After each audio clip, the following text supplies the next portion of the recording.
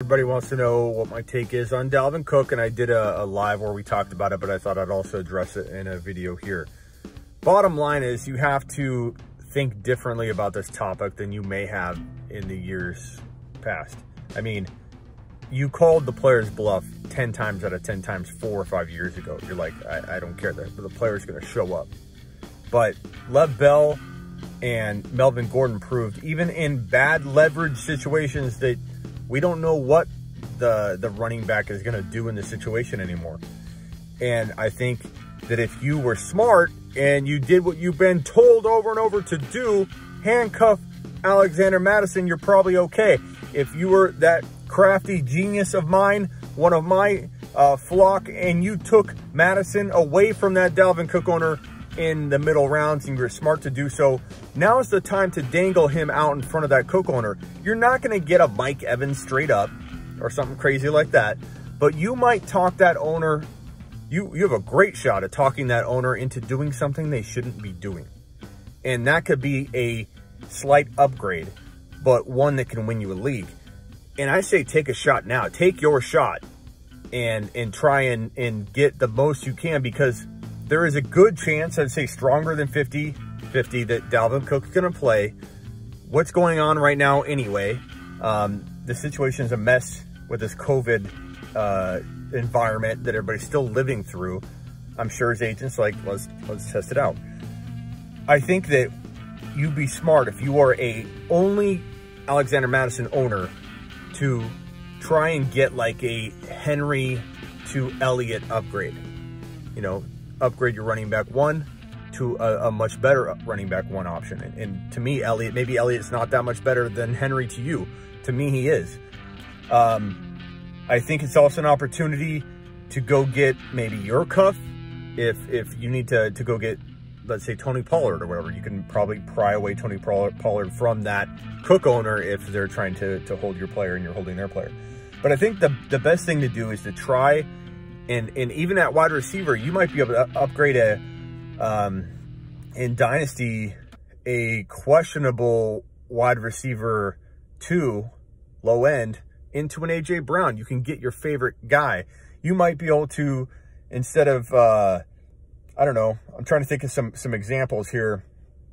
You might be able to upgrade a top 4 tight end into Kelsey, just dangling Mattison in front of that Cook owner. That Cook owner is going to be really, really nervous about what's in store for them with the injury risk alone that Dalvin Cook holds. And in Dalvin Cook, I love Dalvin Cook. You won't find anybody that has documented proof that they like Dalvin Cook more than I did in 2020.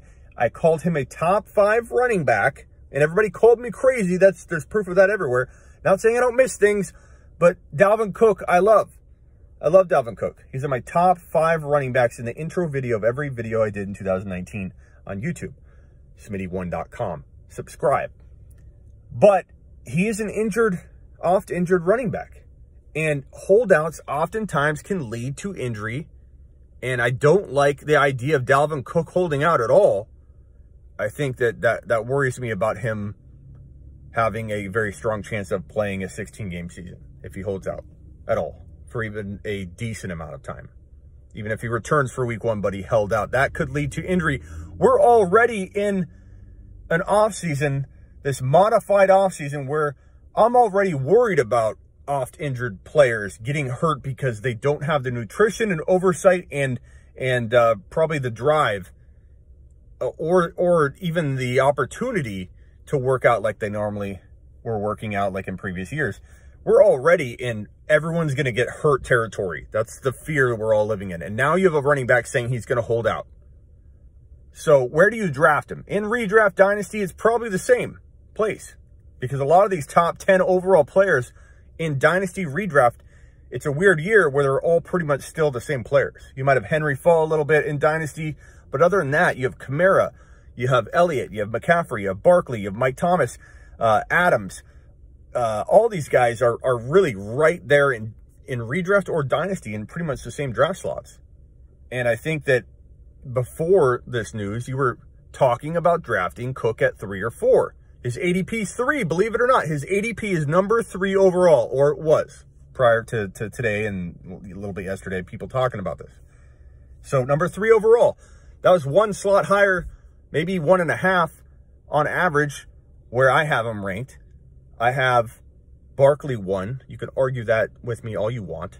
I have tons of stuff on that, tons of content. So see my content, then come talk to me about McCaffrey over Barkley. I have Barkley. They're both really close. McCaffrey 2, Elliott 3. Mike Thomas is now number 4.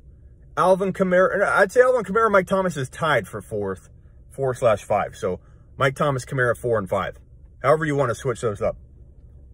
I don't know that I can put Cook at 6 anymore. If I had Madison for sure, maybe, but I think you got to start talking Chubb. If it's non-PPR, you're for sure talking Henry. And in PPR, you might still consider Henry. Devontae Adams, Tyreek Hill. I mean, you could have a conversation about Eckler or Drake if you wanted over Cook with this potential holdout situation. So there you have it. What do you think? Comment below. Where are you taking Cook? Where are you not taking Cook? Are you staying away from Cook altogether? And are you one of the people that don't have Madison and you need advice on what to do next? Comment below.